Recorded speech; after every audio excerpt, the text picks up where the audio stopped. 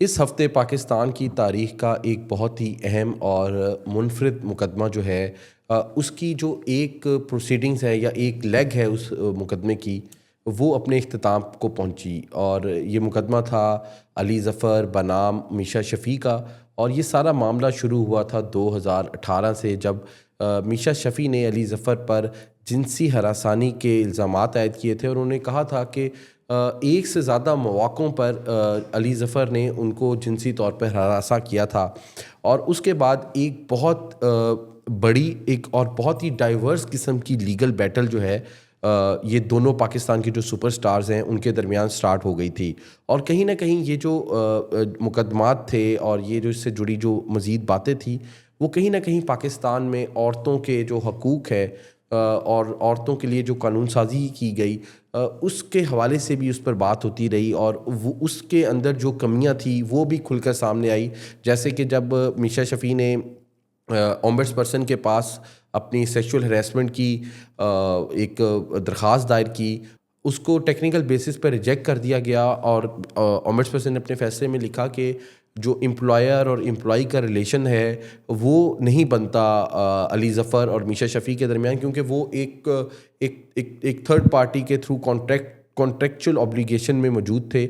और जो दोनों पार्टीज़ थी वो जो है वो कॉन्सर्ट्स कर रही थी या शोज़ कर रही थी इकट्ठे, लेकिन वो उनका जो रिलेशनशिप था वो एम्प्लॉयर और एम्प्लॉई का नहीं बनता। और फिर जब ये मामला ओम्बड्सपर्सन से गवर्नर पंजाब के पास गया एक रिप्रेजेंटेशन की सूरत में, और उसके जो फैसले में फिर जो गवर्नर पंजाब थे उन्होंने ये सवाल उठा दिया कि क्या जो वर्क प्लेस है वो किस तरह से डिफ़ाइन होगी, जो स्टूडियोज़ होते हैं जहाँ पे रिहर्सल्स होती हैं, जो जहाँ पे जैमिंग सेशंस हो रहे थे, क्या वो वर्क प्लेस की तारीफ़ पे पूरा उतरते हैं या नहीं उतरते। और आपको हम बताते जाएं कि एक जैमिंग सेशन के मौके पर भी इल्ज़ाम आयद किया गया मीशा शफ़ी की तरफ से अली ज़फ़र पे कि उधर भी उनको सेक्सुअली हरास किया गया। तो ये जो सारा मामला है फिर जो है लाहौर हाई कोर्ट गया। और अब जो ये पेंडिंग है बिफोर द सुप्रीम कोर्ट, जिसमें सुप्रीम कोर्ट ने बेसिकली ये डिसाइड करना है कि क्या जो ओम्बड्सपर्सन है वो जो है इस तरह की शिकायत को सुनने का मजाज है या नहीं, कि अगर कहीं पे एम्प्लॉयर या एम्प्लॉई का रिलेशन ना बन रहा हो तो क्या ऐसी सूरत में भी जो सेक्सुअल हरेसमेंट की जो कंप्लेंट है उसको सुना जा सकता है या नहीं, या अगर वर्क प्लेस जो है उसकी डेफिनेशन क्या होगी। ये सारे मामला अभी जो है सुप्रीम कोर्ट ने सुनने हैं, इस पर अपना एक ख़त्मी फ़ैसला देना है। और सुप्रीम कोर्ट ये अगर फ़ैसला दे देती है कि जो ओम्बड्सपर्सन है अगेंस्ट हरेसमेंट, वो एक कॉम्पिटेंट अथॉरिटी है और उसके पास ये ताकत मौजूद है, उसके पास ये इख्तियार मौजूद है, उसकी ये अथॉरिटी है कि वो इस चीज़ को सुन सके कि किस तरह से जो है एम्प्लॉयर और एम्प्लॉई का रिलेशन जो है वो बन सकता है इन दोनों फ्री कैन के दरमियान। तो ज़री ये जो मामला है अभी ये फाइनली तौर पे सेटल नहीं हुआ। ये जो मामला है अभी इसके बहुत सारी जहतें जो हैं वो बाकी हैं। अभी जो फ़ैसला आया है वो सिर्फ डेफेमेशन के सूट पर आया है, जो कि अली ज़फ़र ने मीशा शफ़ी के ख़िलाफ़ दायर किया था। और अली ज़फ़र ने ये प्ली ली थी कि मीशा शफ़ी ने उन पर जो हरेसमेंट के एलिगेशंस लगाए through her tweet and then subsequently through an interview, वो डेफेमेटरी थे जिससे उनकी शोहरत को नुकसान पहुंचा। इसलिए जो अदालत है उन्होंने अली ज़फ़र के हक़ में ये फ़ैसला दिया है कि वो जो ट्वीट्स थी वो डेफेमेटरी थी, और उस पे उन्होंने 50 लाख रुपए जो है फ़ाइन किया है मीशा शफ़ी को। लेकिन ये एक एक एक पार्ट ऑफ द केस है, जो बिल्कुल बिल्कुल मेजर पार्ट है। मेन केस तो रह गया ना, मेन केस तो इसमें नहीं है। यस, जो मेन मेन केस केस है। Is about whether there was harassment और नॉट, यस, जो ओरिजिनल इल्जाम था। जो ओरिजिनल इल्ज़ाम था उसके हवाले से अभी एक फ़ैसला आना बाकी है। अब ये जो केस है ये पाकिस्तान की हिस्ट्री में तो बहुत ज़्यादा डिस्कस हुआ है, क्योंकि दोनों ही सुपरस्टार थे। और जिस टाइम ये केस फाइल हुआ उस time globally me too movement जो है बिल्कुल रूज पे थी, और बहुत सारी ख़वातीन जो है उन्होंने एक्यूज़ किया था लोगों को ऑफ हरेसमेंट। बट पाकिस्तान में भी ये कैच ऑन हो गया था मी टू मूवमेंट, जो हार्वी वाइनस्टीन पे लगा था हॉलीवुड यस, में। उसी तरह से उसके बरक्स यहाँ पाकिस्तान में भी लोग कहते हैं Meesha Shafi was the first one to bring yes, out this. तो यस, अब कुछ लोग कहते हैं कि उन्होंने ट्रेंड के ऊपर वो कैश इन किया है, लेकिन जो भी बहरहाल वो बहस नहीं हो रही। बात ये हो रही कि उस चीज़ को शुरुआत उन्होंने दी, और उसके बाद बहुत सारे लोगों ने डिफरेंट स्फीयर्स में आके अपने एम्प्लॉयर्स के अगेंस्ट या जो भी हरासर्स थे उनके अगेंस्ट उन्होंने शिकायतें दर्ज की यस। ऑनलाइन। लेकिन और बहुत सारे लोग ये कह रहे थे शुरू में कि why did Meesha go online and complain about it. Later however she did petition in a court of law and yes, this is the जो रिजल्ट। रेलिवेंट फोरम था उसके उसमें भी वो लेकिन गई। अहमद जैसे आप देख रहे हैं कि सोशली इसका बहुत बड़ा एक इम्पैक्ट हुआ है बट कल की अभी हियरिंग अभी का। अभी जो है, जो फैसला आया है उसको लेके भी बहुत सारे जो है ना लोगों के जहनों में सवालात हैं कि ये फैसला जो आया है और जिस तरह से फैसले में जज साहब ने इंटरप्रेट किया है बहुत सारी चीज़ों को, क्या वो दुरुस्त है, या जो सेक्सुअल हरेसमेंट के जो केसेस होते हैं उसमें जो एक बेनिफिट ऑफ डाउट है या बर्डन ऑफ प्रूफ है वो किस पर होगा, किसको ऑब्वियसली किसको जो है वो हरेसमेंट मतलब हरेसमेंट साबित करने का थ्रेशोल्ड क्या है, उसका थ्रेशोल्ड क्या होगा। क्योंकि जो हरेसमेंट है, जज साहब ने अपने फैसले में भी कई जगह लिखा कि ये डिस्क्रीट होती है, मोमेंटेरियली होती है। तो मतलब इसका हर वक्त कोई लाजमी नहीं कि आपको आपको इसका कोई एक आई विटनेस इसका मौजूद हो हर वक्त। एग्जैक्टली एग्जैक्टली यही तो रेप के बारे में बोला जाता था एग्जैक्टली ना ये शुरू रेप में। के हवाले से भी यही होता है। और अब फिर यही कहा जा रहा है कि ये अब ये जो फैसला आ गया है, इससे अब एक चीज़ और बहस हो गई है शुरू कि इससे काफ़ी नुकसान पहुंच सकता है पाकिस्तान में ख़वातीन के खवातीन के ऊपर हकूक़ के लिए। बिल्कुल। क्योंकि ख़वातीन शायद अब डरें सामने आते हुए कि वो जो है किसी को एक्यूज़ करने से पहले, क्योंकि बहुत मुश्किल हो जाता है हरेसमेंट को अच्छा ऐसे डिफाइन करना। पर्सनली मैं समझती हूँ खवातीन अभी भी डरती हैं। अगर इसका पॉजिटिव आ जाता तो अच्छी बात होती, लेकिन आई डोंट थिंक कि इतना ज़्यादा फ़र्क पड़ेगा। आई डोंट थिंक खवातीन इतनी इंकरेज वैसे ही हैं हमारे क्रिमिनल जस्टिस सिस्टम में। जिस तरह की मतलब जजमेंट्स आती रही हैं over the past two I think 1 year, last year भी इस तरह की कुछ ऐसी जजमेंट्स आई हैं जिसमें खवातीन के अगेंस्ट ही गई है बात। बिल्कुल।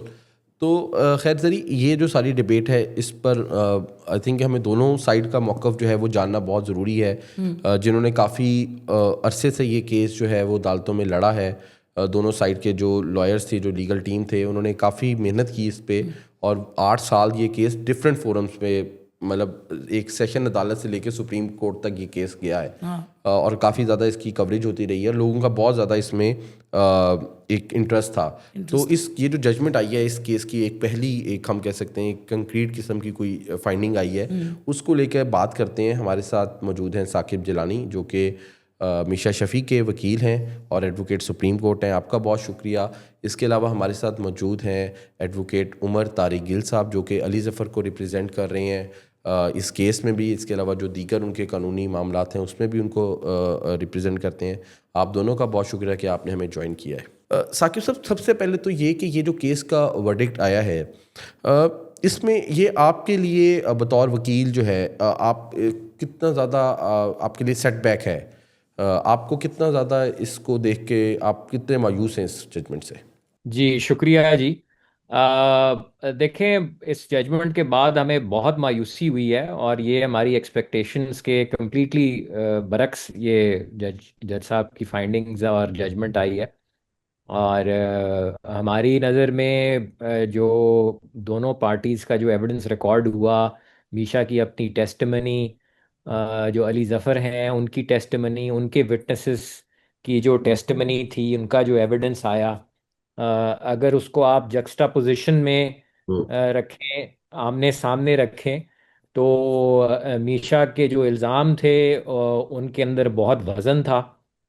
उसने एविडेंस से ये साबित किया कि उसकी कभी ये इंटेंशन ही नहीं थी कि वो ये इल्ज़ाम पब्लिकली लगाएगी किसी पब्लिक फोरम पे, और उसकी ये कोशिश थी कि इन इल्ज़ामात से पहले वो मैटर प्राइवेटली रिजॉल्व हो जाए।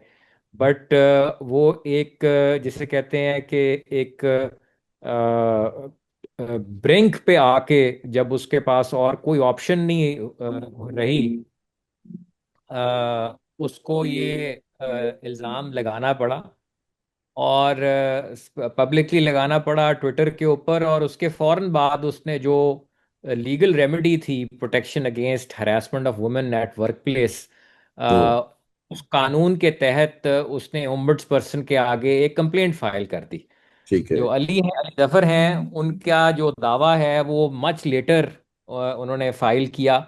ऑल्दो उन्होंने लीगल नोटिस भेज दिया था जब मीशा ने ट्वीट की थी, बट द फैक्ट कि मीशा ने एक कंप्लेंट प्रॉपर फोरम पे रेज की एलिगेशन के फौरन बाद, तो कानूनी तौर पे डेफेमेशन का दावा फाइल्ड बाय अली जफर ये डिक्री हो नहीं सकता था, क्योंकि जो डेफेमेशन का कानून है 2002 का, उसके अंदर ये जो मीशा की कंप्लेंट फाइल करना है एक प्रॉपर अथॉरिटी के आगे, it gives her A immunity from any defamation claim under the defence of qualified privilege, ये कानून में मेंशन हुआ हुआ है।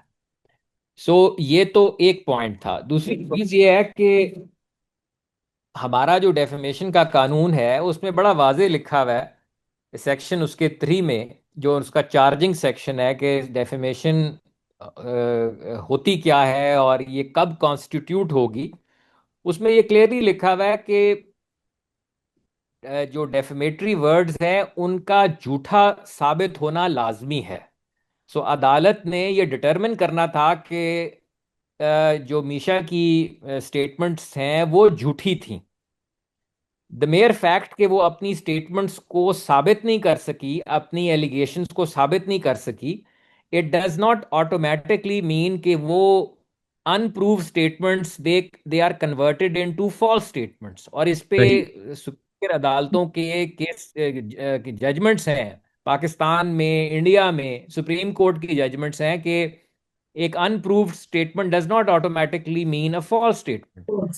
अगर इस तरह होने लग जाए तो आप इमेजिन करें कि लेट से अगर कोई शख्स कहता है कि जी एक बंदे ने मेरा भाई का मर्डर किया है, या एक औरत कहे कि जी मेरा रेप किया है इस फलाने शख्स ने, और कल को कोर्ट के अंदर, ट्रायल के अंदर वो साबित नहीं कर सकती रेप, या वो बंदा साबित नहीं कर सकता कि उस शख्स ने उसके भाई का मर्डर किया है, तो क्या कानून ये इजाजत देगा कि उसके ऊपर ही जो अक्यूजर है उस पे बेचारे पे डेफेमेशन का केस बन जाए? तो ये तो एक इलॉजिकल बात है, और ये फॉर पॉलिसी रीजंस भी जो है ये परमिसिबल नहीं है। इसीलिए लॉ के अंदर उन्होंने स्पेसिफिकली ये लेकिन मेंशन। लेकिन साकिब साहब, 159 सफ़ों की जजमेंट आई है और ये बहुत ही डिटेल किस्म की उन्होंने और बहुत ही deeper appreciation of the facts किए और बहुत ही ज़्यादा टाइम लगाया जो वहाँ पे टेस्टिमनीज रिकॉर्ड की गई और फिर उनको रिप्रोड्यूस किया गया। तो फिर उसकी जो प्लेन रीडिंग अगर की जाए और जज साहब ने जो उससे एक्सट्रैक्ट किया, वो यही कहते हैं कि कोई भी जो था विटनेस था वो आप लोगों के हक में आके बयान करने को गवाही देने को तैयार नहीं था। किसी ने भी ये नहीं कहा कि भाई उसने कुछ होते हुए देखा। ऑल्दो के जज साहब ने लिखा कई जगह अपनी जजमेंट में कि ये जो होती है डिस्क्रीट होती है, बहुत मोमेंटेरली होती है, लेकिन उसके बावजूद फिर जो उन्होंने लेकिन कंक्लूड किया वो तो ये किया। तो वो तो फिर जज साहब वो एफर्ट्स तो हमें जज साहब की नज़र आ रही हैं इस जजमेंट में। जी, आपका बहुत अच्छा सवाल है और आपकी बहुत अच्छी ऑब्जर्वेशन है।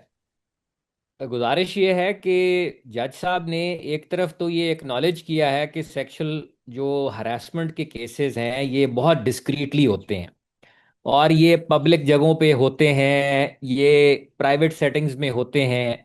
जज साहब ने ये भी एक्नॉलेज किया कि ये आसान नहीं होता औरत के लिए बोलना, because of the nature of the subject. But हैरानकुन बात यह है कि ये जानते बूझते हुए उन्होंने जो मीशा का कॉन्डक्ट था, मीशा का जो एविडेंस था, जो अली जफर और उनके विटनेसेस ने जो एविडेंस प्रोड्यूस किया, बहुत सारे वाकयात से रिलेटेड जो इंसिडेंट से जुड़े हुए वाकयात थे, उसके अंदर वो अ, अपने जो पहली जो अपनी उनकी स्टेटमेंट है, जो अपनी ऑब्जर्वेशन है कि जी सेक्सुअल हरासमेंट के केसेस के अंदर मुश्किल होता है, उसके बिल्कुल बरक्स उन्होंने फाइंडिंग दे दी। मसलन वो कहते हैं कि जी ये जैम एक मसलन तीसरा जो इंसिडेंट था हरासमेंट का जो मीशा ने एलेज किया था, उसके ऊपर वो कहते हैं कि जी वो उस हरासमेंट इंसिडेंट के फौरन बाद, कॉन्सर्ट के फौरन बाद, मीशा ने एक बहुत अच्छा ग्रुप के अंदर जो ऑर्गेनाइजर के, जो कॉन्सर्ट के ऑर्गेनाइजर्स थे जिसमें अली जफर और ये मीशा मौजूद थे, उसके अंदर उसने अली जफर को एड्रेस करके एक बड़ा अच्छा अप्रिशिएटिव मैसेज भेजा। और इस पीस ऑफ एविडेंस को उन्होंने फिर ये कह दिया कि जी ये तो एक नॉर्मल रिएक्शन नहीं है of a person who has been subjected to sexual harassment. और ये भी कह दिया कि ये उसकी मीशा की जो अर्लियर स्टांस है और नरेशन ऑफ इवेंट्स है उसको कॉन्ट्रडिक्ट करता है। सो मेरी नज़र में तो ये जजमेंट इटसेल्फ के अंदर एक ये कॉन्ट्रडिक्शन है। जज साहब एक एक तरफ रिकग्नाइज कर रहे हैं और साथ ही कह रहे हैं कि जी मीशा के कंडक्ट से नहीं लगता कि ये नॉर्मल कंडक्ट है। बदकिस्मती से ये मैं समझता हूँ कि जो एक मेल अप्रोच और जो टिपिकल मिथ्स हैं, मिसकंसेप्शंस हैं सेक्सुअल ऑफेंसेस के बारे में, कि जी औरत को एक सेक्सुअल नेचर के एक्ट के ऊपर एक सर्टेन वे में बिहेव करना चाहिए, ये जजमेंट उन मिथ्स को, उन मिसकंसेप्शंस को रीइंफोर्स करती है। जी, हमें उमर तारिक गिल साहब ने भी ज्वाइन कर लिया, उनको भी इसके बहस के अंदर शामिल करते हैं। बहुत शुक्रिया गिल साहब, आपने हमें ज्वाइन किया है। गिल साहब, एक जो चीज़ हो रही है कि जो आप लोग हैं या अली ज़फ़र की जो टीम है वो इसको अपने लिए एक फाइनल विक्ट्री के तौर पे बयान कर रही है, जबकि हकीकत तो ये है कि अभी जो एक मेन केस है हरेसमेंट का जो कि डिसाइड होना है वो तो अभी पेंडिंग है सुप्रीम कोर्ट में, और चांस भी हो सकता है कि सुप्रीम कोर्ट हो सकता है कि उसको रिमांड बैक कर दे टू द ओम्बड्सपर्सन पंजाब। तो अभी फाइनल विक्ट्री तो आप लोगों के लिए नहीं आई ना, ये तो एक डेफेमेशन का एक सेकेंडरी आपकी जो सूट था ये उसमें आप जीते हैं। अस्सलाम वालेकुम टू साकिब साहब एंड एवरीबॉडी। जी, थैंक यू। एक चीज पहले मेरे ख्याल है हम डिसाइड कर लें बिफोर कि मैं आपके इस क्वेश्चन को रिप्लाई करूं जी, कि हम इस शो में बैठे क्यों हैं।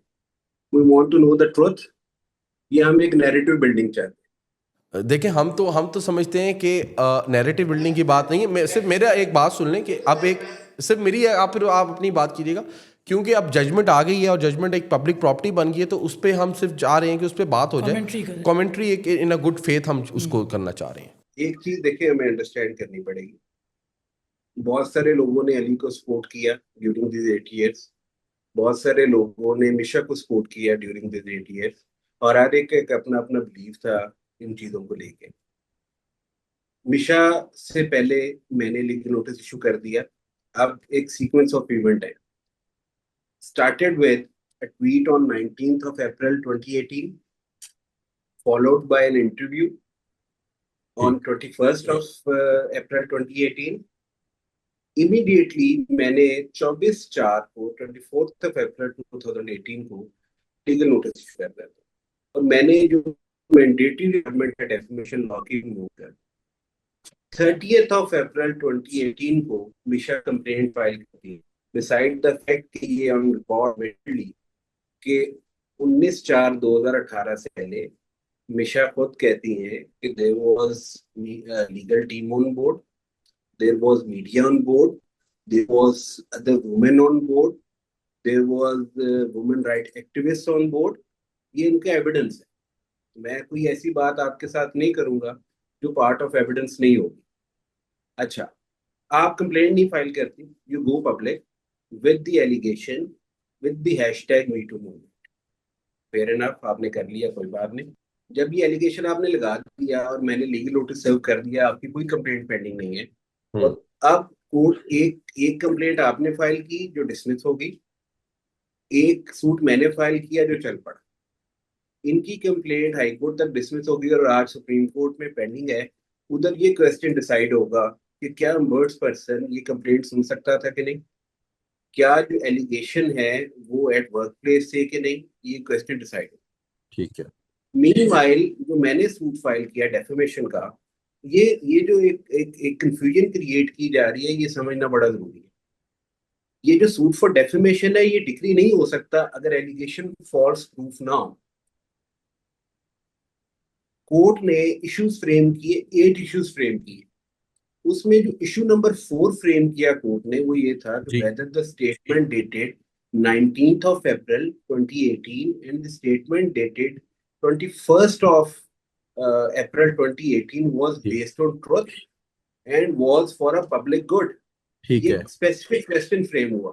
बिल्कुल ठीक है। मिशा शफी ने in her written statement categorical plea to my defamation suit that the allegation were based on truth, सच पे मबनी थे, and was for public good, और लोगों की बेहतरी के लिए थे। ये दो चीजें कैटेगोरिकली उन्होंने अपनी रिटन स्टेटमेंट में ली।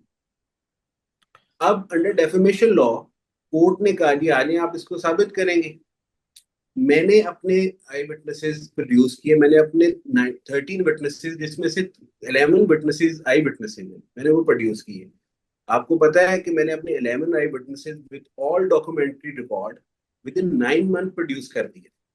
इन 2019 मैंने अपना एविडेंस कंप्लीट कर दिया था। This started in January 2019, I concluded in September 2019. It took Misha around 6 years to produce 7 witnesses. मुझे इस पे भी कोई गिला नहीं है। कोर्ट ने इनको 6 साल दिए 7 विटनेसेस के लिए। कोर्ट ने इनको हर वो मौका दिया, टाइम दिया, वीडियो लिंक मांगा, वीडियो लिंक दिया, आना चाहती हैं तो आ जाए, वीडियो लिंक पे करना, वीडियो लिंक पे कर लें, हर वो मौका दिया कि आप अपना एविडेंस लाएं। अदर देन मिशा 2 आई विटनेसेस प्रोड्यूस किए। पहले आई विटनेस थे इनके मैनेजर, जो एलिजिडली कहते हैं मैं थर्ड इंसिडेंट पे था। उनकी स्टेटमेंट है कैटेगोरिकली कि I have not seen any act of sexual harassment as alleged by Meesha. इनके हस्बैंड 2 इंसिडेंट के विटनेसेस हैं, उन्होंने कैटेगोरिकल स्टेटमेंट दी है कि मैं दोनों इंसिडेंट पे था लेकिन मैंने कोई एक्ट ऑफ सेक्सुअल हैरेसमेंट नहीं देखा। अब पीछे मिशा रह गई। मिशा से हमने WhatsApp messages, documentary evidence, pictures, और ये सिर्फ ये पिक्चर नहीं है कि आप ये कह रहे हैं कि वो अली के साथ आपने पिक्चर क्यों खिंचवा ली, ये बात नहीं है। एक दफा आप जजमेंट देखें और वो एविडेंस देखें। ये एक पिक्चर को कहती हैं this was the picture when the act of sexual harassment happened. That very picture जिसको वो एक्ट ऑफ सेक्सुअल हैरेसमेंट बोल रही है, that was admittedly, मैंने उनसे पूछा, मैंने कहा मिशा ये आपका वेरीफाइड फेसबुक अकाउंट है? उन्होंने कहा जी मेरा वेरीफाइड स्टेटमेंट अकाउंट है। लेकिन गिल साहब उन्होंने ये जजमेंट में ये भी लिखा है कि वो सिर्फ उन्होंने ये भी कहा कि ये सिर्फ एक मौके की है, इसके अलावा भी थी। जहां जज साहब आप जिस पिक्चर आप कह रहे हैं तो उसमें ये भी कहा गया। और जिन विटनेसेस की आप बात कर रहे हैं उन्होंने ये कहा है कि हमें इंटिमिडेशन किया गया है दूसरी साइड से। बहुत सारे लोग, आई थिंक 1-2 लोग बैकआउट भी किए थे। Let's start from first incident. मैं तीनों इंसिडेंट का आपको दे देता हूँ, थोड़ा ज्यादा लंबा नहीं है, मैं आपको बता दूं। शी एलिजेस कि जी फर्स्ट इंसिडेंट हुआ, मेरे हस्बैंड मेरे साथ कंपनी है at father in law house of प्लांटेक अली दफा। वो कहीं नहीं अपनी कंप्लेंट में, अपनी रिटन स्टेटमेंट में कहती कि मेरे हस्बैंड गार्डन में ठहर गए थे और मैं अंदर चली गई थी। In her examination, she improved her version by saying कि जी मेरे हस्बैंड जो थे वो चल रह गए थे गार्डन में और मैं अंदर चली गई थी। अब उनका आप एविडेंस देखेंगे, she says कि जैसे ही मैं अंदर एंटर हुई, Ali was standing at the counter while greeting he harassed me. And I immediately left that place, told my husband who was standing outside. He was very furious, he wanted to break face of the plaintiff और वो बहुत ज्यादा गुस्से में आ। अच्छा चले, और then I convinced him कि हम यहाँ से चलते। ये उनका फर्स्ट इंसिडेंट है। उनके हस्बैंड इस सारी स्टोरी को निगेट कर देते हैं बाय सेइंग कि जी हम वहाँ 1.5 घंटा रहे थे। उनके हस्बैंड कहते हैं जी I can not deny this fact कि वो वहाँ गाती रही है कि नहीं। उनके हस्बैंड को पता होने के बावजूद कि she was allegedly harassed, they went for a birthday party, for a birthday get together against plaintiff's house. अब वहां ये कहती है जो आपका अभी क्वेश्चन था कि जी वो कहती है इसके अलावा भी था। सो एट द फर्स्ट इंसिडेंट आप कह रही है कि जी एक एक्ट ऑफ सेक्सुअल हैरेसमेंट हुआ और आपका नॉर्मल रिएक्शन ये है कि you immediately left that place. On the second incident you remain there. आप प्लेंटिफ के साथ तस्वीरें अली के साथ खिंचवा रही हैं, आपके हस्बैंड खिंचवा रहे हैं, आप वहां उनके घर पे पियानो बजा रही है और admittedly you stayed there, you never left. इनके हस्बैंड की पिक्चर अली के साथ है, इनकी पिक्चर अली के साथ है, और फिर जिस एक्ट को ये सेक्सुअल हैरेसमेंट कहती है उनको कहती है। सब बिल्कुल आपकी बात। अच्छा अब एक मेरा सिर्फ सवाल है कि जो जज साहब सिर्फ एक आप उसके बाद मेरा सवाल सुन लीजिएगा, उसके बाद आप जो जज साहब ने ये सारी जो पॉइंट नंबर 4 जिसकी आप बात कर रहे हैं उसको उन्होंने कंक्लूड क्या किया? क्या उन्होंने ये कंक्लूड किया कि ये जो एलिगेशंस लगाए गए वो अनप्रूवन रहे या वो फॉल्स थे? फॉल्स। साकिब साहब आप इस पे क्या कहेंगे? बात ये है कि मैं पहले क्विकली जो आपने अभी क्वेश्चन पूछा है मैं उस पे एक रिस्पांस देना चाहता हूँ। उसके बाद उमर साहब ने कुछ बातें कही हैं, मैं वो रिकॉर्ड की दुरुस्तगी के लिए उन पे आऊँगा। पहली बात तो ये है कि अ, ये जजमेंट में अनफॉर्चुनेटली बड़ा छोटी सी जगह पे जज साहब ने ये मेंशन किया है, ट्रायल कोर्ट ने। हम्म। बट ये हमें अंडरस्टैंड करना चाहिए कि अली जफर और उनकी मिसेस मीशा और उनके हस्बैंड, ये दोनों कपल्स एक दूसरे को 15-20 साल से जानते हैं। 15-20 साल से इनका सोशल और प्रोफेशनल इनका एक रिलेशनशिप रहा है। अली जफर साहब खुद एडमिट करते हैं अपनी एविडेंस में कि ये हम बिल्कुल फैमिली की तरह थे, एक दूसरे के घर जाना, बर्थडे पार्टीज पे, बच्चों की सालगिरहों पे, सोशल इवेंट्स के ऊपर। एक दो दफ़ा मीशा के साथ अली जफर इनका प्रोफेशनल सेटिंग में भी रहा, एक गाना इन्होंने गाया शुरू शुरू में, कैरियर जब इनका शुरू हो रहा था अली जफर का। तो ये प्रिस्पेक्टिव जहन में रखना बड़ा ज़रूरी है।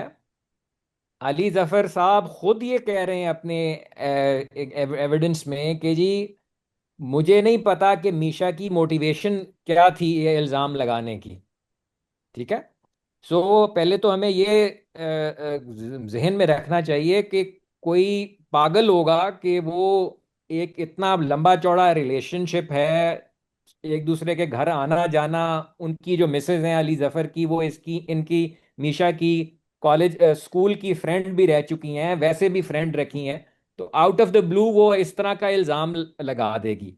ये सारा बैकग्राउंड जो है अली जफर के एविडेंस में मौजूद है। वो खुद एडमिट कर रहे हैं, वो खुद एडमिट कर रहे हैं कि मीशा ने हरासमेंट की इल्जामात लगाने से पहले, कंप्लेंट फाइल करने से पहले उनको इस बात पे कन्फ्रंट किया था। ये वो मान चुके हैं। ठीक है। दूसरी नहीं, चीज, बिल्कुल। जफर साहब ये उमर साहब अभी जिक्र कर रहे थे कि हमने अपना एविडेंस प्लेन अली जफर ने अपना एविडेंस, अपने विटनेसेस 2019 में सारे मुका दिए। बट ये बड़ा कन्वीनियंटली ये भूल जाते हैं कि उसके बाद के जो 6 साल हैं उनके अंदर क्या क्या नहीं होता रहा। 2020 के अंदर 6 महीने, 7 महीने या ज्यादा शायद, आपको याद होगा कोविड-19 अरूज पे बिल्कुल। था और लॉकडाउन हो गए थे कोर्ट्स में।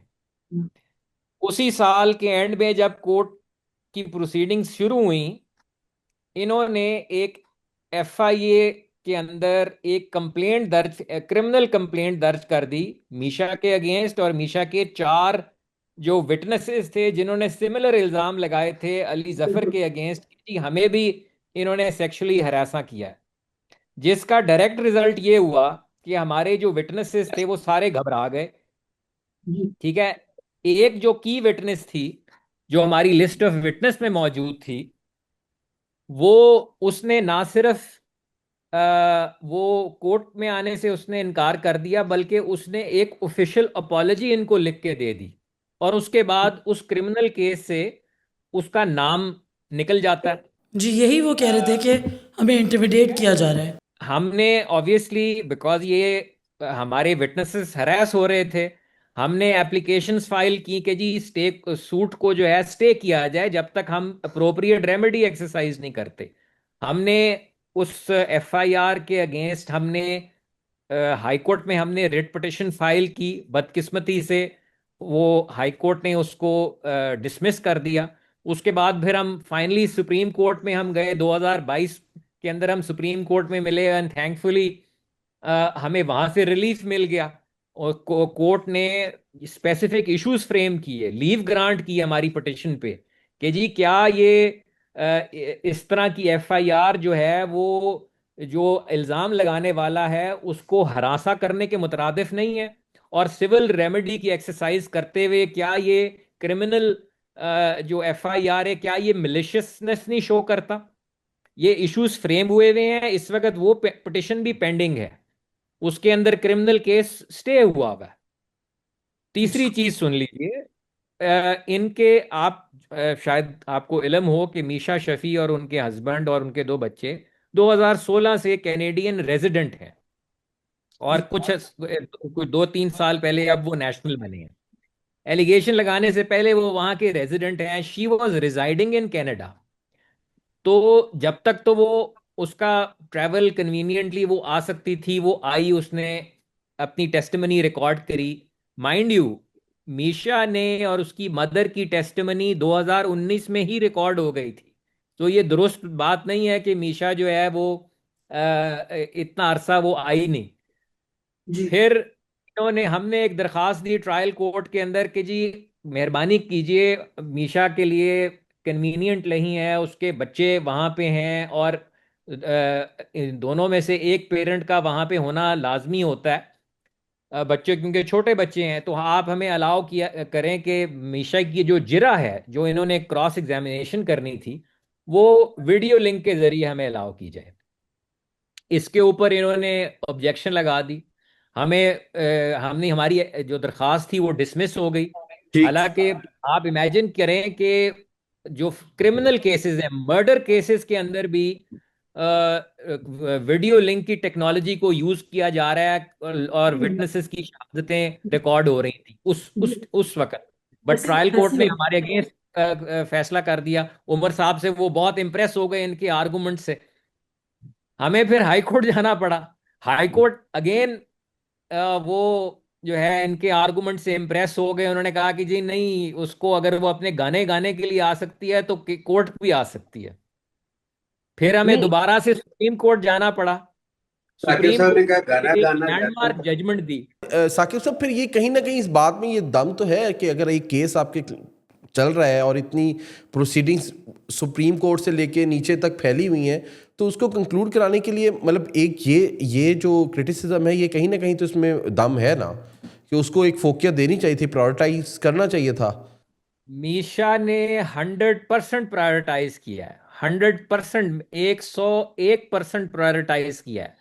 उसको उसने कहा कि जी मुझे आप इजाजत दें कि मैं ट्रायल ना डिले हो, क्योंकि ये बार बार कह रहे थे कि जी ट्रायल डिले हो रहा था। इन्होंने एक कैंपेन चलाई इनके क्लाइंट ने कि जी ये मीशा कोर्ट से भाग रही है। तो उसने कहा ठीक है, मैं आप, क्योंकि मेरे लिए प्रॉब्लम है, और ये लॉ रिकग्नाइज करता है इस तरह की डिफिकल्टीज। अच्छा लॉ जो साकिब साहब। हमारा सिविल प्रोसीजर है वो रिकग्नाइज करता है, और ऑलरेडी वीडियो लिंक की फैसिलिटी के ऊपर जजमेंट्स मौजूद थी।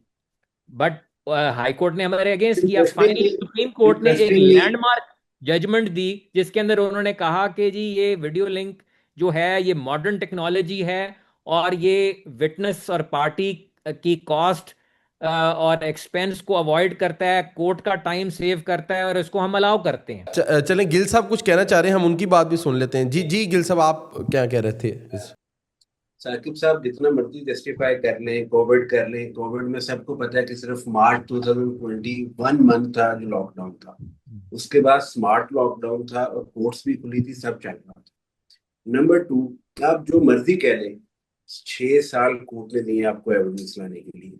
सुप्रीम कोर्ट ने जो इनको वीडियो लिंक फैसिलिटी दी, I strongly disagree with that judgment. इस वजह से नहीं कि वीडियो लिंक फैसिलिटी नहीं मिलनी चाहिए।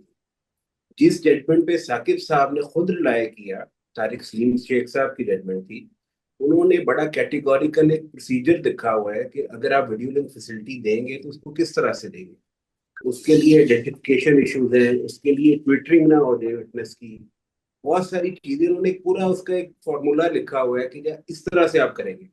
सुप्रीम कोर्ट में हमने जाकर, जब मंसूर अली शाह साहब ने ये बात कही कि जी आपको इसमें क्या इतराज है, हमने कहा जी हमें कोई इतराज नहीं है, सब्जेक्ट टू आप फॉर्मेलिटीज पूरी रखें, ताकि ये ना हो कि विटनेस कल को इधर मैं क्वेश्चन कर रहा हूँ, वीडियो लिंक है।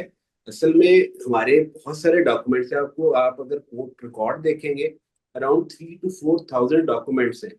हमने ये डॉक्यूमेंट्स कन्फ्रंट कराने हैं मिशा को, हमने वो वीडियोस कन्फ्रंट करानी है मिशा को। तो हमें वो कन्वीनियंट नहीं लगता था कि ये शायद पॉसिबल नहीं होगा इतना हैवी, क्योंकि आज से पहले वीडियो लिंक पे इतना लंबा ट्रायल कभी नहीं हुआ। ये मर्डर केसेस में, फलां केसेस में बहुत एक्सेप्शनल सर्कमस्टांसेस हैं जी। ये ऐसा नहीं है उसमें बड़ी भी आप एम्बेसी जाएंगे या कोई रेलिवेंट ऑफिसर आपके साथ बैठा होगा।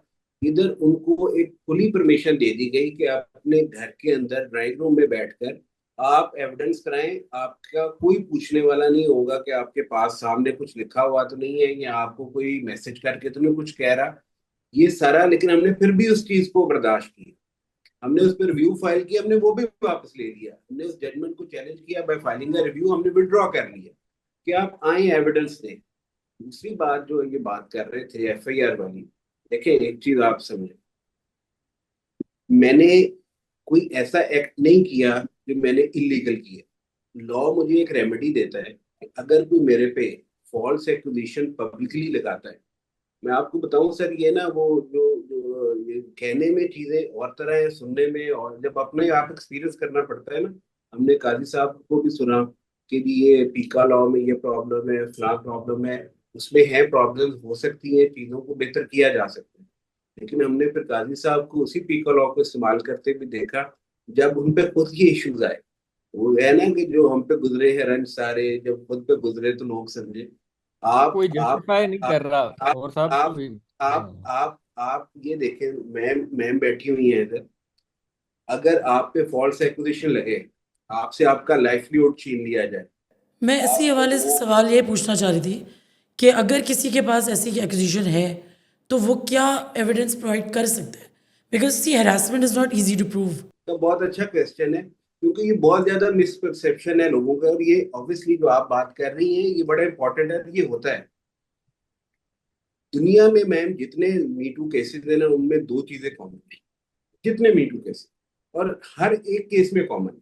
नंबर वन के वन टू वन इंटरेक्शन है, किसी होटल रूम में बुला लिया, अपने ऑफिस में वन टू वन इंटरेक्शन है, किसी थर्ड प्लेस पे चले गए। अब वो औरत या वो खातून की बात 100% ठीक है, भाई मैं एविडेंस किधर से लाऊं, नहीं लाई। दूसरा जो कॉमन जो चीज है इस सारे में, वो ये है कि डोमिनेंट पोजीशन होती है। जॉब के लिए लड़की आई है आपके पास, आपने उसको फ्लाइट, आप उसका करियर बनाने के लिए आपने उसको उससे अनड्यू फेवर मांगी। ये जितनी आपकी ये केसेस है मी टू मूवमेंट में, इसमें दोनों कॉमन है। This is the only me too movement case, allegedly me too, मैं तो उसको मी टू केस भी नहीं समझता। ये वाहिद केस है जिधर मीशा कहती है, खुद 19/4/2018 का उनका ट्वीट पढ़ लीजिएगा। वो कहती है this happened to me when I had established my reputation और my work in industry. Number one. Number two, ये एविडेंस में एडमिटेड पोजीशन है कि ये तीनों इंसिडेंट वो अलेज कर रही हैं, उनमें कम से कम 15 से 20 लोग, 15 से 50 लोग इन क्लोज प्रॉक्सिमिटी मौजूद थे। ये कोई एक भी incident one two one interaction का मैम नहीं है। लेकिन गिल साहब ऐसा तो हो नहीं सकता ना, इम्पॉसिबल बात तो नहीं है। इट्स नॉट इम्पॉसिबल कि उनके साथ ये हुआ हो। मैम जब आप ये एलिगेशन मीशा ने लगाया, I was harassed at a जेमिंग session, this was her categorical, उधर 9 आई विटनेसेस है, तो विटनेसेस तो 9 से भी ज्यादा है। इनके जो एक मैनेजर हैं वो तो कह रहे हैं कि एक जो जेएस इवेंट के ऑर्गेनाइजर थे वो फुटेज भी बना रहे थे। हमने उनसे ये भी रिक्वेस्ट की कि काइंडली आप हमें फुटेज दे दें, उनके को फोन का इशू हो गया तो वो हमें नहीं दे सके। ये इनके मैनेजर की स्टेटमेंट है। फुटेज बन रही है, तीन सर्कल में, सामने लोग हैं, पीछे लोग हैं, सर्कल के अंदर लोग बैठे हुए हैं 3 से 4 फीट पे। वो 9 विटनेसेस आए हैं, उन्होंने रिफ्यूट किया मिशा के एलिगेशन को। नंबर 3, उनमें 2 फीमेल वोकलिस्ट है। एक और आपको बात बताऊं, 19/4/2018 को एलिगेशन लगता है इनमें से कोई भी मेरी स्पोर्ट में नहीं आता। ये 9 आई विटनेसेस में से कोई भी स्पोर्ट में नहीं आता, क्योंकि 19/4/2018 को मिशा ने नहीं बताया था कि जो इंसिडेंट है वो जैमिंग सेशन था। 21/4/2018 को जब इंटरव्यू देती हैं, she mentioned jamming session, that 2 female vocalist come publicly on television on their Instagram, they appeared in court। उन्होंने कहा ये झूठ बोल रही है। और इनकी ये जो स्टेटमेंट है 9 विटनेसेस की, वो कोलैबोरेट होती है with Meesha's own WhatsApp message which she admits and says कि ये मेरा मैसेज है। she said, मैसेज करती है 2 दिन बाद। हालांकि उनका एविडेंस कोर्ट में ये है कि मैंने उसी वक्त अपने मैनेजर को बता दिया था कि अब मैंने इसके साथ काम नहीं करना, enough is enough. He decided कि इनफ इज इनफ। कि मैसेज के had a great time jamming and performing hectic but memorable। What is Pakistani law say about sexual harassment अगर है तो वो कैसे प्रूव किया जाए? आपने ग्लोबली मी टू की बात की, पाकिस्तान में किस तरह प्रूव किया जाए इस बात को? क्या कहती है लॉ? को एविडेंस बता रहा हूँ। देखिए, एक खातिर आप जनरली मुझसे बताएं कि किसी भी और केस में अगर एक औरत कोर्ट आती है बात एक कंप्लेंट लेके, तो वो किस तरह प्रूव करे? मैं बता रहा हूँ, एक conduct of a reasonable woman का एक कॉन्सेप्ट है जी। Any person, conduct of a reasonable person कर रहे हैं, वुमेन भी निकाल। अभी एक साकिब साहब ने जजमेंट लाया की मंसूर अली शाह साहब की सुप्रीम कोर्ट, उसमें 5 खवातीन ने एक सुपरवाइजर के ऊपर एलिगेशन लगाया। उन्होंने वो व्हाट्सएप मैसेजेस प्रोड्यूस किए, उन्होंने पांचों ने आकर वो एविडेंस दिया कि जी ये किस तरह से हमें मैसेजेस करता है, या जिस तरह के ये अल्फाज बोलते हैं ऑफिस के अंदर। और फिर उनका अपना कंडक्ट ये शो करता था कि इस बंदे ने हरास किया तो मैंने इसको अपने आप से डिस्टेंस कर लिया। देखिए, मिशा शफी कभी भी अली पे डिपेंडेंट नहीं थी किसी भी चीज के लिए। तो जरूरी कि डिपेंडेंट हो? नहीं जरूरी। अच्छा, फिर आप मुझे ये बता दें। नहीं, मेरा सवाल ये है कि अगर एक आदमी पोजीशन ऑफ पावर में ना हो तो वो हरास नहीं कर सकता? आप मुझे बताएं, आपके हस्बैंड है या आपका बेटा है, आपका भाई है, उस पे एक औरत गलत एलिगेशन लगा दे और वो अकेले हैं, और हमें नहीं पता कि उस कमरे में एक फुटेज बन रही है। अगर वो 10 साल तक वो लड़ता रहता है, अब वो बेचारा क्या करे, उसका बता दो। माय क्वेश्चन है सर, अगर एक आदमी पोजीशन ऑफ पावर में ना हो और इक्वल रिलेशंस हो, तो आप मुझे बताएं कि वो बेचारा क्या करे, आपका बेटा क्या करे, आपके हस्बैंड क्या करे, आपके भाई क्या करे। अगर आपको पता हर है, सिटीजन को राइट तो बनता है डिफेंड करने का, बट चलें ये साकिब साहब से थोड़ा सा जवाब ले लेते हैं, फिर आपकी तरफ आ जाते हैं। मैम प्लीज आप बताएं। मैं अब उमर साहब 1 to 1 है एंड समहाउ यू नो कि एलिगेशन फॉल्स है, लेकिन आपके मैं पास उसका एविडेंस नहीं है। मैम आप चलें मुझे बताएं कि आपका बेटा गिल साहब, हम आपकी तरफ आते हैं, सिर्फ साकिब साहब से थोड़ा सा उनका पॉइंट ऑफ व्यू सुन लें, फिर हम आपकी तरफ आ जाते हैं। जी जी साकिब साहब। मैंने जो साकिब साहब से कहा था, मैंने साकिब साहब से ये बात कोर्ट में की, के साथ एक क्लाइंट मीटिंग करने आए और वो आप बाहर निकल के आप उससे फीस ज्यादा मांग लें, और वो आपसे केस भी करवाना चाहती है, और वो आपको, और वो बाहर निकल के गए कि साकिब साहब ने मुझे सेक्सुअली हरेस किया है, उसकी वजह से लोग आपसे केसेस ना आपको कराएं, सोसाइटी आपको बायकॉट कर दे, आपको नफरत की नजर से देखा जाने लगे, आपने आप कैसे साबित करेंगे? आप बता दें फिर। मैंने तो बहुत देखे एक अच्छी बात है कंडक्ट। उमर साहब। मैं क्योंकि इन्होंने एक्चुअली ये सवाल जरी साहब साहिबा का था, गुजारिश ये है कि मैं सबसे पहले तो डिनाई करूंगा अगर मैंने नहीं किया। अगर मैंने किया है तो मैं उसके कान में ही जाके कह दूंगा, I am sorry, please don't disseminate this thing to others, I am really really sorry. नहीं, आपने मुझे एविडेंस बताना है, देख, मैं ये नहीं बताता हूँ। बताना कि आप करेंगे मैं क्या। आपका इस सवाल का जवाब दूंगा, अगर वो बता दे आपकी रहा हूँ। सॉरी के बावजूद मैं पब्लिक उसके चली जाती है। वो चली जाती है पब्लिक, हाँ, मैं डेफेमेशन केस नहीं करूंगा। मैं नहीं नहीं, पब्लिक जाऊंगा जिस ये आप फोरम पे मुझे हो अपनी रही है, विंडिकेशन का नहीं बता रहे। आप मुझे जिस बताएं कि आप अपने आप को, अगर आपने विंडिकेट करना है, मैं बताता हूँ। आप मेरा सच, देखिए, मेरी आपको कोई स्टेटमेंट हरास करे अलोन साकिब से, और मुझे, मेरी आप एक, क्रेडिबिलिटी से देखिए मैं आपके और जाऊंगा, मेरे में मैं फर्क है। पब्लिकली अगर ये ये पब्लिक फिगर है, आपके साथ और मेरे साथ हम इनको नहीं कर सकते। ये बारिश वो ये है लोग हैं कि जिनका सारा कुछ ही मीडिया है, जिनका सारा कुछ पब्लिक परसेप्शन है। ये आप अपने आप को अजीम शो कर रहे हैं कि मैं ऐसा नहीं करूंगा। क्वेश्चन ये नहीं है। मैं एक क्वेश्चन है, चले चले तारिक साहब, आप जरा बात साकिब साहब की भी सुन लेते हैं, कोई नहीं, उनकी बात भी सुन। जी साकिब साहब। बात यह है कि जैसे कि उमर साहब ने खुद कहा है कि सेक्सुअल हरासमेंट एक ऐसा फेल है, इतना डिस्क्रीट होता है कि इसको प्रूव करना बहुत मुश्किल होता है। इन्होंने खुद ही आगे फिर एक्सप्लेन किया कि एक रीजनेबल पर्सन का जो कंडक्ट है, ठीक है, या एक रीजनेबल वुमन का कंडक्ट है, उसको देखा जाता है। ठीक है। अब बहुत सारे जो हमारे माशरे में, और सिर्फ ये हमारा माशरा नहीं है, ये पूरी दुनिया में ऐसे है, इवन यूके में भी मेल सेंट्रिक और सर्टन मिसकंसेप्शंस हैं ख्वातीन का, जो what is a reasonable woman, how a reasonable woman would behave. Reasonable person Saqib, ये मिथ, मैं अर्ज वुमेन कर निकाल दें, आप ये जेंडर पे ना कि खेलें। हमारे रीजनेबल मर्दों, पर्सन।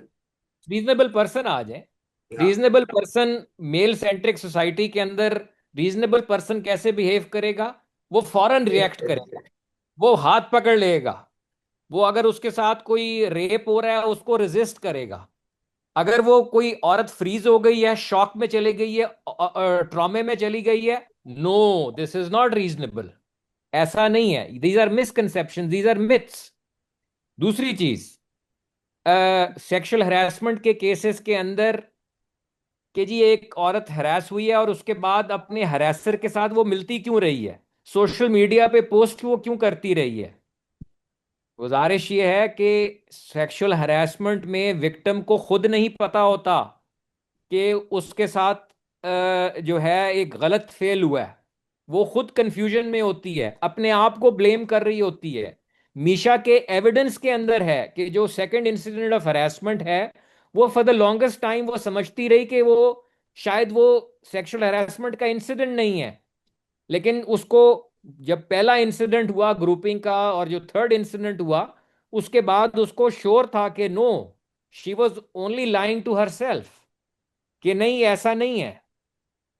मीशा और अली जफर का जो एक सोशल रिलेशनशिप था, उनका मियाँ बीवी का आपस में मिलना, घर में आना जाना, it is virtually impossible for a woman to speak up जहां पे एक इतना क्लोज फैमिली रिलेशनशिप हो।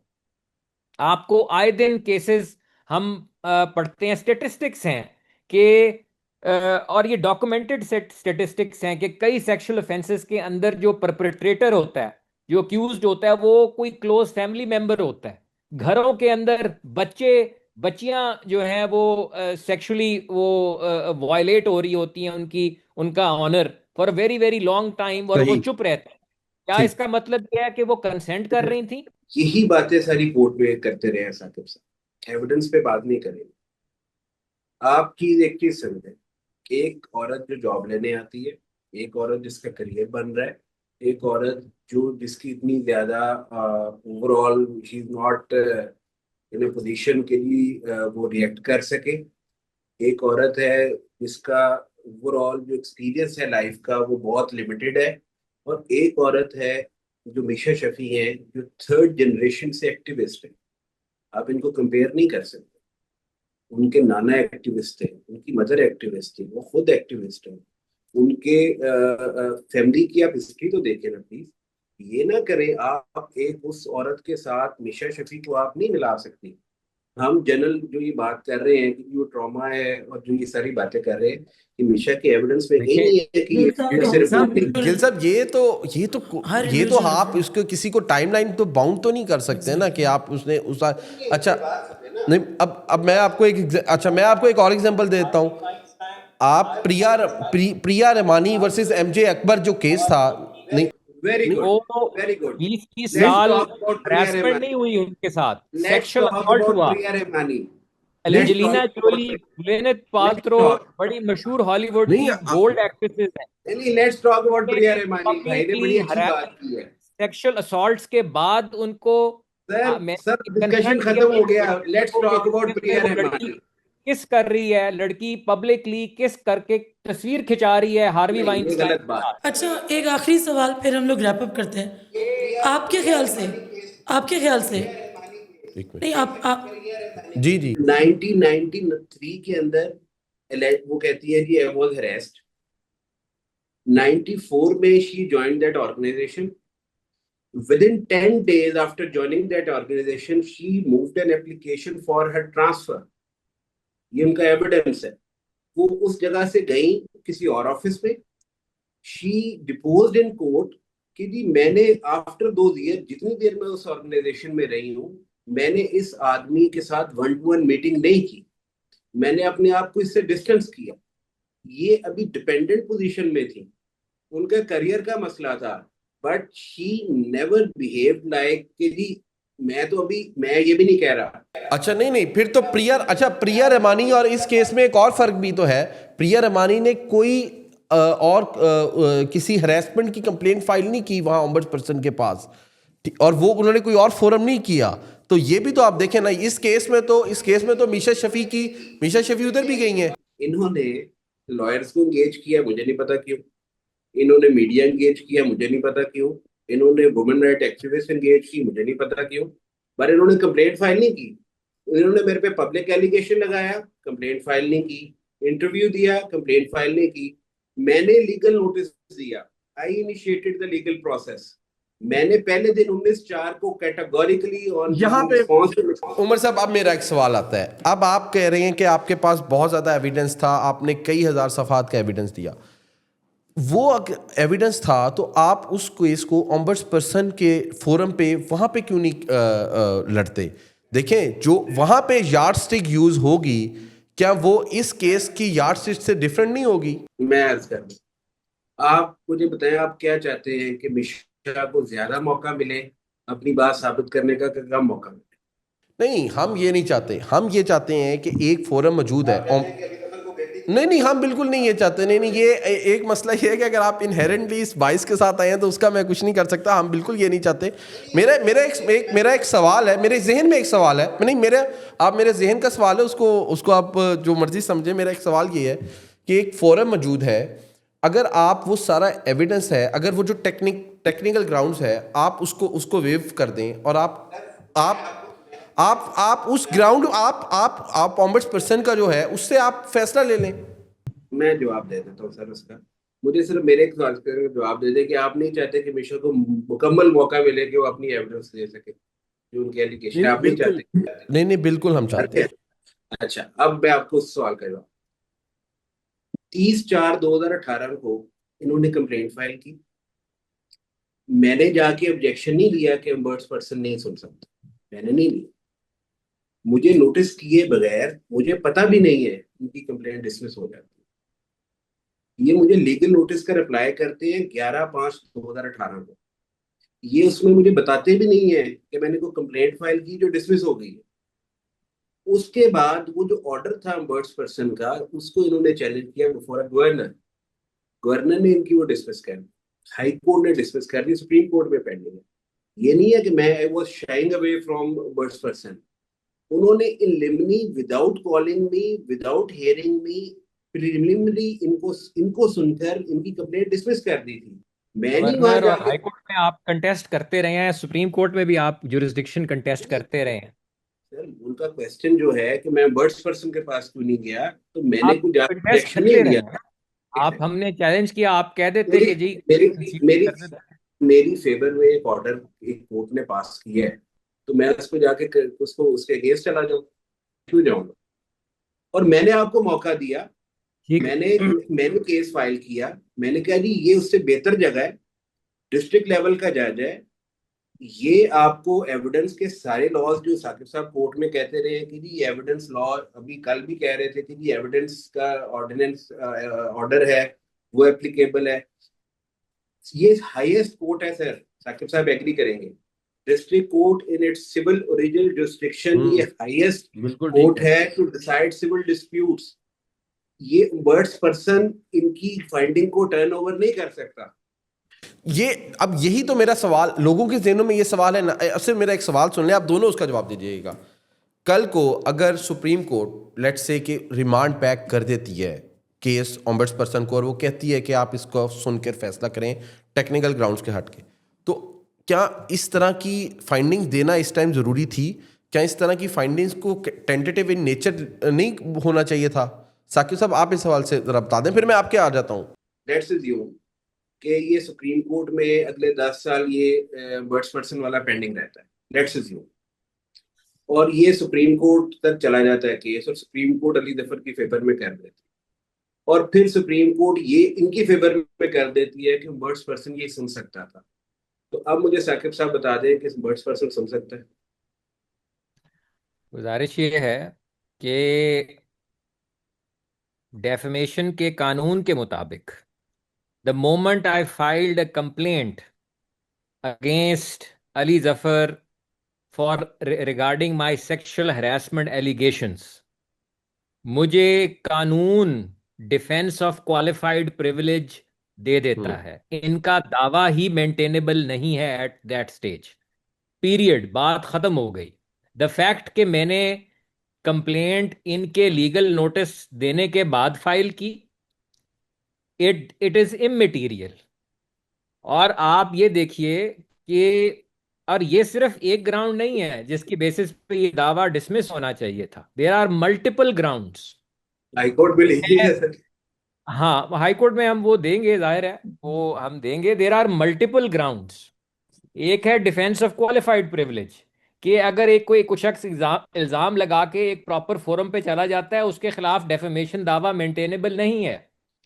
फिर आप आ जाएं एविडेंस पे। मीशा की अपनी testimony is the biggest evidence of her truth. Yes. मीशा को मोर देन 50 पेजेस की क्रॉस 8 डिफरेंट हेयरिंग्स पे मल्टीपल लॉयर्स ने क्रॉस एग्जामिन किया। 3 जनवरी 4 जनवरी 2022 वो फिजिकली यहां पे मौजूद थी। फिजिकली यहां पे मौजूद थी। उनका बड़ा hard hitting spanning many many hours वो क्रॉस एग्जामिनेशन हुई। अली रजा साहब ने की, और बहुत सीनियर लॉयर हैं इस्लामाबाद के।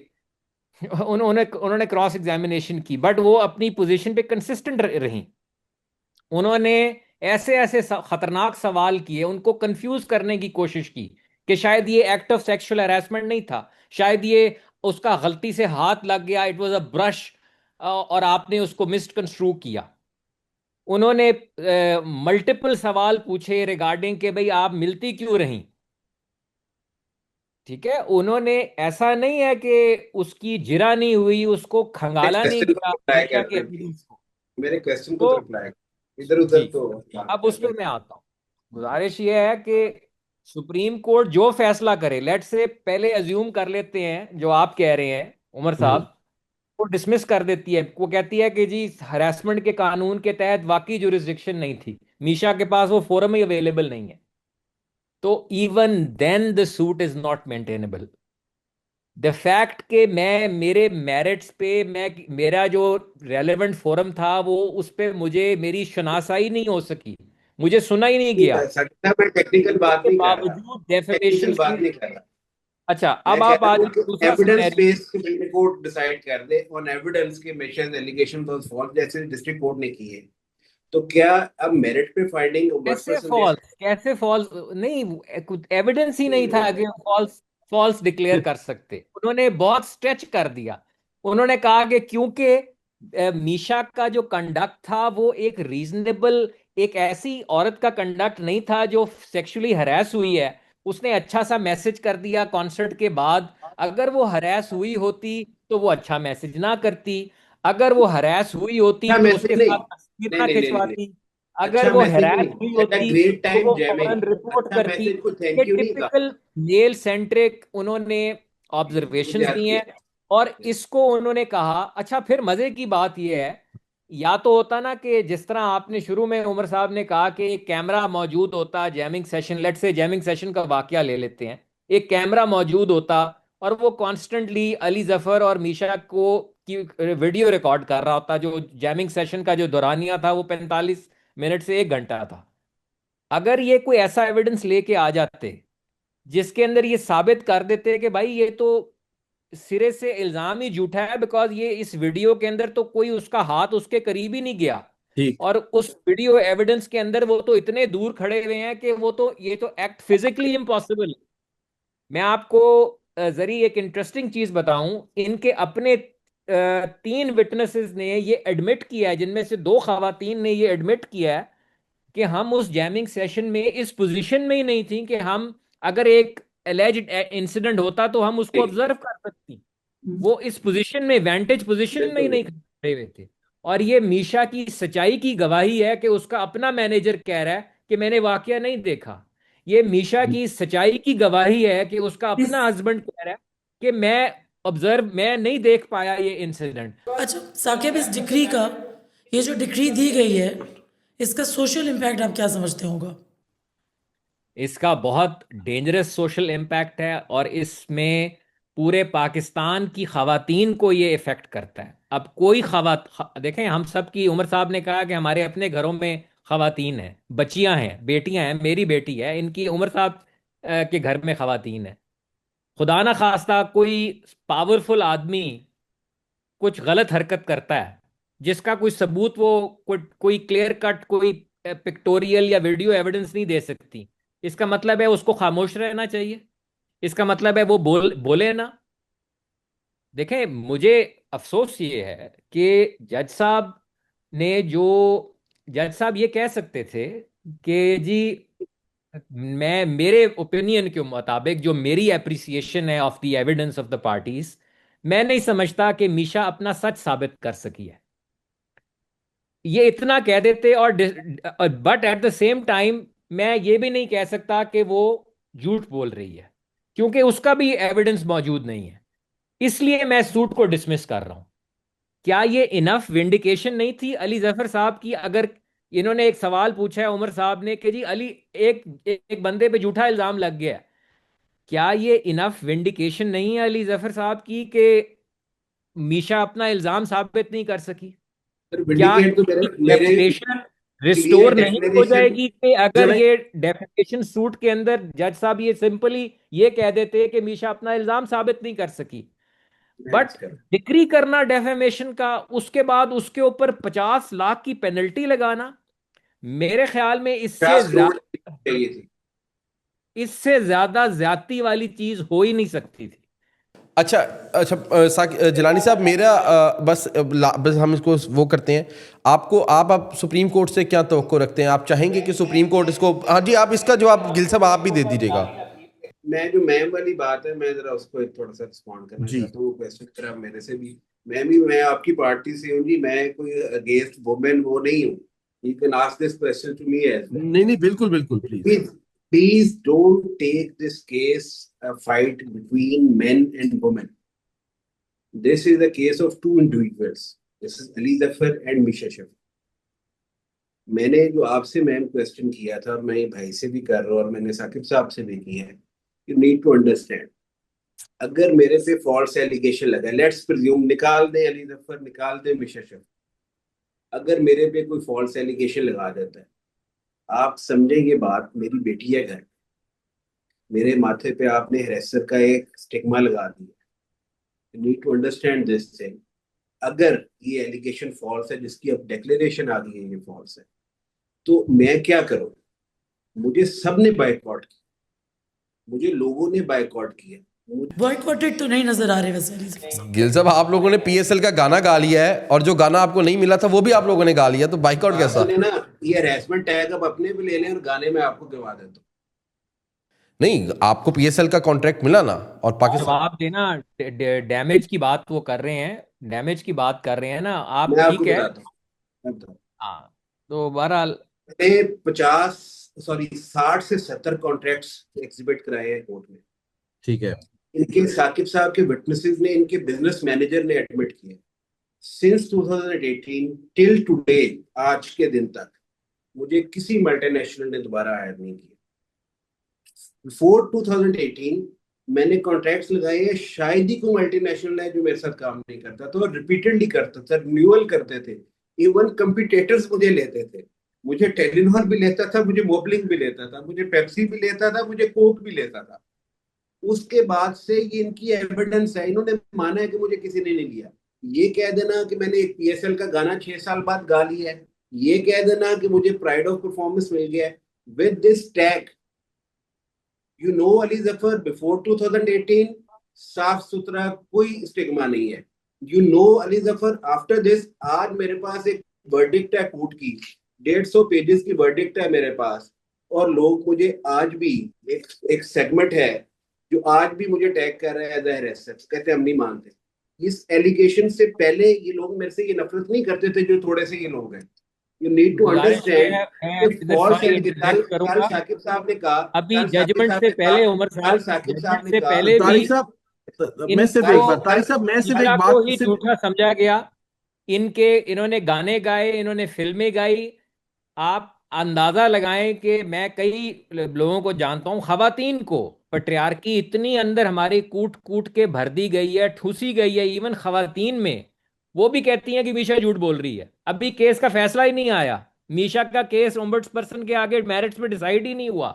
सो के क्लाइंट, इनके क्लाइंट ने मुझे एक बात बताएं, 200 मिलियन उसके हुई है। आप मुझे बताएं कि एलिगेशन के ऊपर आपके मुताबिक गलत फैसला होगा, एलिगेशन के ऊपर एक कॉम्पिटेंट कोर्ट के जुरिस्डिक्शन का फैसला आ गया है, आपके मुताबिक आप उससे एग्री डिसएग्री कर सकते हैं। ये ना कहे कि एलिगेशन पे फैसला नहीं आया, एलिगेशन के ऊपर डिक्लेरेशन कैटेगोरिकल आ गई है कि दैट नहीं एलिगेशन नहीं, वाज फॉल्स बिल्कुल एंड वो तो डेफिनेट। आ गया जी, इसी ये वजह ना से तो कहे हम कि वो अभी वो पेंडिंग है, कुछ पेंडिंग नहीं है, हमारी वो मुताबिक वो डिसाइडेड गलत है, मैटर, और इसीलिए हम अपील गलत कर हो रहे गया। हैं। तारिक साहब, अब बस हम इसको कंक्लूड करते हैं, लेकिन आपने कहा कि अली जफर को काफ़ी नुकसान हुआ। देखें, जो हमने यहाँ पाकिस्तान में देखा है कि जो खवातीन बोलती हैं उसकी भी एक कॉस्ट है, और वो कॉस्ट हमें कहीं ना कहीं मीशा शफ़ी के केस में भी नज़र आती है। आप बताएं, मीशा शफ़ी को कौन से बड़े इसके बाद वो मिल गए हैं, Projects. बड़े कॉन्ट्रैक्ट्स या बड़े प्रोजेक्ट्स मिल गए हैं, तो वो कॉस्ट तो नहीं, उस कॉस्ट को भी तो हमें ख्याल में रखना चाहिए ना। भाई आप मुझे ये बता दें कि मिशा शफी प्री 2018 क्या उनके पास था, और आफ्टर 2018 क्या उनसे छिल गया, मुझे बता दें आप। नहीं, वो देखें, वो बहुत बड़े बड़े प्रोजेक्ट्स में हमें नजर आती थी। पेप्सी बैटल ऑफ द बिल्कुल। बैंड्स उन्होंने छोड़ा नहीं, आप ये तो नहीं, पेप्सी बैटल ऑफ बैंड्स उन्होंने क्या नहीं छोड़ा था? एग्जैक्टली, उन्होंने नहीं विड्रॉ वो की थी। उसी उसी जमाने की बात है सर। नहीं प्लीज ना करें। उसके बाद 2018 में उन्होंने किया, पोस्ट एलिगेशन 2019 में किया, और उसके बाद Pepsi battle of the band हुआ ही नहीं।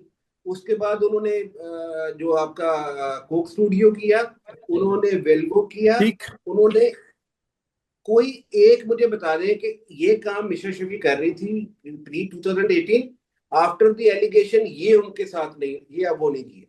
हम जनरल बातें करें, बड़ा नुकसान हुआ, बड़ा नुकसान हुआ। वो चले मैंने साकिब साहब, आपको आप फैक्ट्स काइंडली बताए, अपना मैंने कंक्लूडिंग। आपको फैक्ट्स जी बताए। जी, बिल्कुल जी बिल्कुल।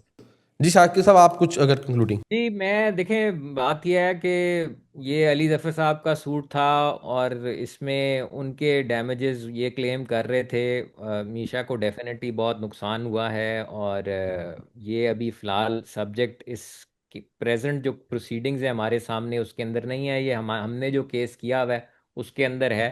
बहरहाल उसके अंदर तो हम एक लिमिटेड चीज़ पे हम फोकस करेंगे, हम कोई बहुत लंबे चौड़े वो। तो बहरहाल द थिंग इज़ कि ये जजमेंट बहुत अफसोसनाक जजमेंट है, और इसका बहुत एक नेगेटिव इम्पैक्ट पड़ेगा।